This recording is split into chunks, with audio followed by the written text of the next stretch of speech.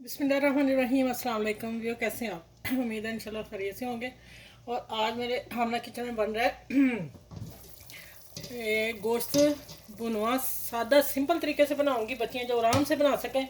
मैंने इसमें धो के इसको नमक मिर्च डाल के, हल्दी धनिया पाउडर 4 चीज़ें डाली हैं। और खड़े मसाले में लौंग 4-6 और काली मिर्च 10-12 और एक तेज़पात, एक दालचीनी का टुकड़ा डाल के मैंने इसको उबलने के लिए रख दिया हुआ है। जब ये अब सॉफ्ट और भुनने के वक्त आएगा, ये चीज़ें मैं डाल के दम पे रखा हुआ है। जब ये 1 घंटे 2 घंटे 1.5 घंटे बाद गल जाएगा, फिर इंशाल्लाह आप लोगों से मिलती हूँ कि इसकी कंडीशन क्या होगी।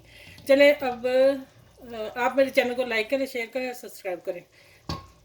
अच्छा मेरे देखें माशाल्लाह गोश्त आप दिखाती हूँ, आप हैरान हो जाएंगे कि सिंपल सादा बनाया मैंने, कुछ भी नहीं इसमें बहुत कुछ डाला, खड़े मसाले डाल के मैंने बना लिया।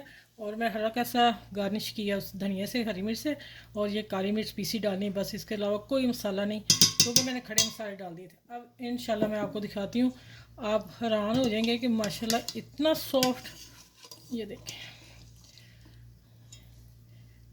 चलें ऐसे पकड़ लेती हूँ। ये देखें, ये हिलने से पता चल गया है कि कितना सॉफ्ट है। ये देखें ज़रा, माशाल्लाह ये इतना सॉफ्ट है, बोटी टूटी भी नहीं है और पूरी भी है। और इंशाल्लाह आप लोगों को पसंद आएगा। इस सिंपल तरीके से पकाएं, ठीक है। चलें ये लें, मैं आप लोगों को चम्मच से एक भर के दिखा दूँ।